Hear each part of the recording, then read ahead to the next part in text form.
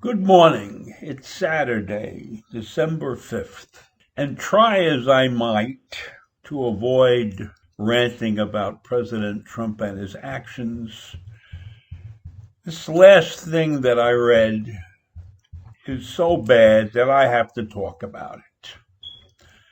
It's an executive order. It's an executive order that redesignates career civil servants into a new category. And this new category strips them of protections afforded to civil servants and makes them easier to be removed. That means fired or transferred.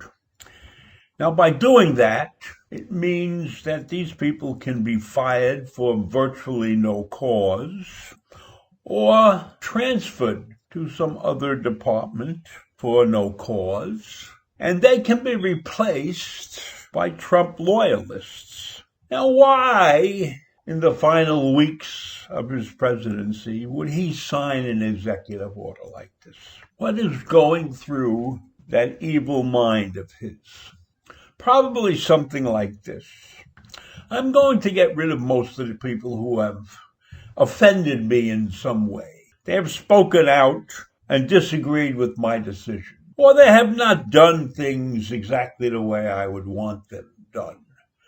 And some of these people have never really even been in contact with the president. They've been working wherever they're working, but they don't necessarily see him on a day-to-day basis, right? Office of Management and Budget, the OMB would be particularly hard hit if they got rid of all the senior employees. In fact, in the OMB, they are rushing to produce the list of vulnerable employees, of people they would like to have moved on. And the reason for that is that Trump appointed OMB Director Ross Voigt as one of his key appointments. And Voigt is a Trump loyalist and has been described by many in his department and around the White House as a very strange and unqualified director. So he will not come to the rescue of his employees and save them or leave them off the list. No, he is compiling the longest list so far. The minute this order came out, this guy went into action to essentially assassinate the career employees in his department. And they know that they are not going to get any help from this guy. Now, these civil servants, you must understand that they don't leave their job when a new president comes into office. When there's a change in administration, these people are civil servants. They keep their jobs. They have no real political affiliation as far as doing their work is. So this action by Trump makes them vulnerable to being transferred or fired. It also makes the country vulnerable because Trump can replace them with a series of what I will call, and what the article has called, Trump loyalists. That doesn't mean that any of these loyalists have experience in the jobs that they get moved to. We have seen the people that Trump has put in place to do important jobs. And we have seen how fast they disappear, too, when they disagree with him. So here's what could really happen. Trump rids several departments of key people by one way or the other. And then he fills it with these loyalists. And then he's out of office. On this January 21st, he's out of office. And now Biden is stuck with what I will call, in the vernacular of the street, a fucking mess.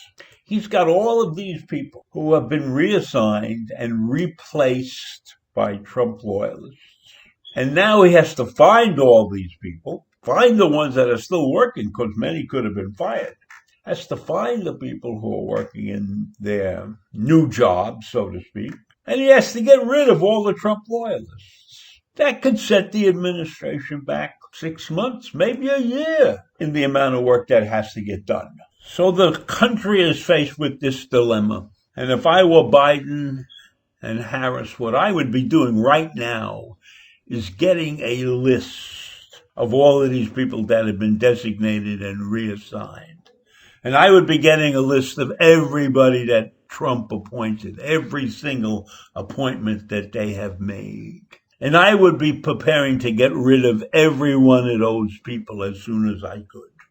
I would not keep anybody that Trump has appointed in this government anymore. Trump loyalists have no place in the United States government, right? And I could probably say the same thing about certain senators and congressmen who have stood by Trump and allowed him to do the terrible things that he has done to this country. Yeah, I think that's a good idea. We should produce a list, and this list should be made public so everybody knows who they are.